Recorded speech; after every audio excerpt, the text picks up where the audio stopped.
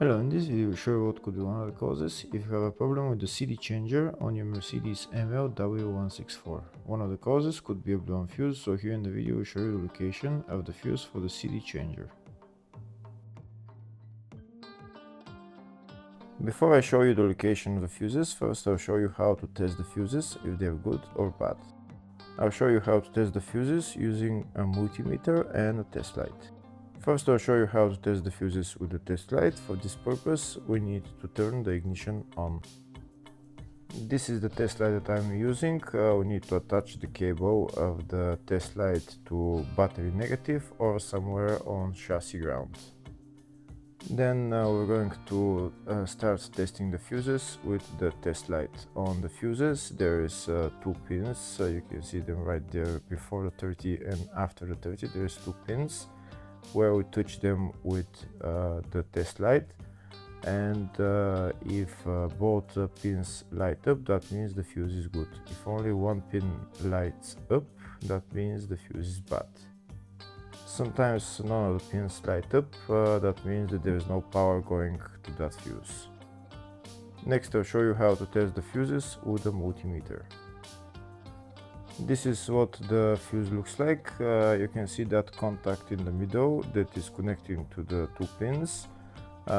This is the contact that shows if the fuse is good or bad. If the contact is burnt, that means the fuse is bad. If it's not, if it's connected, that means it's good. When we test the fuses, we should measure resistance with the multimeter. So when we turn the multimeter on, we should turn it to 20k ohms. When measuring the fuses, the resistance should be very close to zero. We'll start now testing each fuse. First we'll touch both cables together of the multimeter just to see if it measures resistance. You can see there is no resistance in the cables, but it measures 0 ohms. Now we'll start measuring the first fuse and we'll see what will show. It's showing 0 ohms, so that means this fuse is good. Next to test the second fuse, it's showing 0 ohms, so that means that fuse is good. Now we'll test the third fuse. Third fuse is also showing 0 ohms, so that means that fuse is also good.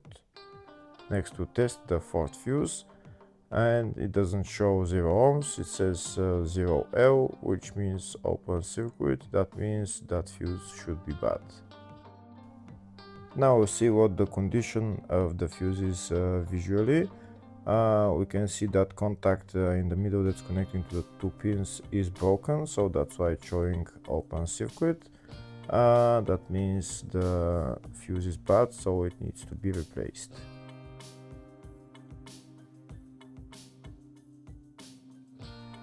Next we'll show you the location of all the main fuse boxes on this Mercedes ML164. There's one fuse box located in the engine compartment, and the fuse box is right there. To get access to it, you need to lift up this plastic cover, and these are the fuses right there. The second fuse box is located in the fascia on the side of the dashboard. You need to open this plastic cover, and that's the fuse box right there. There is another fuse box in the passenger compartment, and it's located under the passenger seat. And in order to get access to it, you need to lift up the seat, and it's underneath this plastic cover right there. And this is what the fuse box looks like next to the battery. There's another fuse box which is in the baggage compartment just behind this cover. You need to turn those two knobs and then bring this cover down, and this is the load area fuse box right there.